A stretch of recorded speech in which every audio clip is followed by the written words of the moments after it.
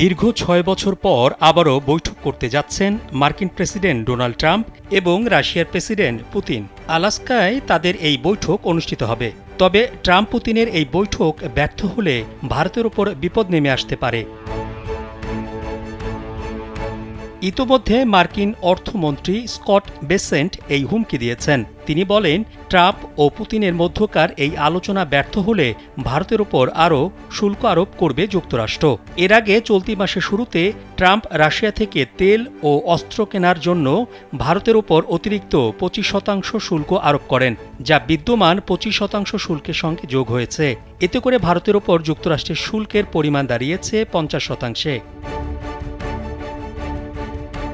Bessent আরও বলেন, ইউরোপীয়দের উচিত এই নিষেধাজ্ঞায় যুক্তরাষ্ট্রের সঙ্গে যোগ দেয়া এবং সেকেন্ডারি শুল্ক আরোপে প্রস্তুত থাকা। ট্রাম্প ঘোষিত ভারতের ওপর নতুন 50% শুল্ক আগামী 27 আগস্ট কার্যকর হবে। বিশেষজ্ঞদের মতে এই শুল্ক ভার ভারতকে এশিয়ায় যুক্তরাষ্ট্রের সবচেয়ে বেশি করযুক্ত বাণিজ্য অংশীদারে পরিণত করবে। এই নিষেধাজ্ঞা যুক্তরাষ্ট্র ও ভারতের বাণিজ্যে কার্যত নিষেধাজ্ঞার সমান।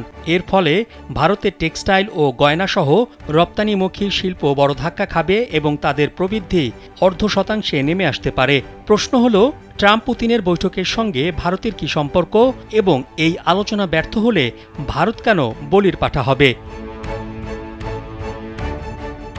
এর কারণ স্পষ্ট করেছেন মার্কিন প্রেসিডেন্ট ডোনাল্ড ট্রাম্প। তিনি ফক্স নিউজকে দেয়া এক সাক্ষাৎকারে বলেছেন, ভারতের ওপর অতিরিক্ত শুল্ক আরোপের কারণে রাশিয়ার তেল কেনা থেকে দূরে রয়েছে নয়াদিল্লি। তার দাবি, ভারতের ওপর অতিরিক্ত শুল্ক আরোপের কারণে বৈঠকে রাজি হয়েছেন পুতিন, কারণ ভারত রাশিয়ার দ্বিতীয় বৃহত্তর তেল ক্রেতা। ট্রাম্প আরও বলেন, রাশিয়া থেকে জ্বালানি আমদানি করা দেশগুলোর মধ্যে চীন ও ভারত অন্যতম। এই দুই দেশ রাশিয়া থেকে বেশি তেল কেনে। যখন কেউ নিজের দ্বিতীয় বৃহত্তম তেল ক্রেতাকে হারাচ্ছে, তখন সবচেয়ে বড় ক্রেতাকেও হারানোর সম্ভাবনা থাকে। এজন্য বৈঠকে রাজি হয়েছেন পুতিন।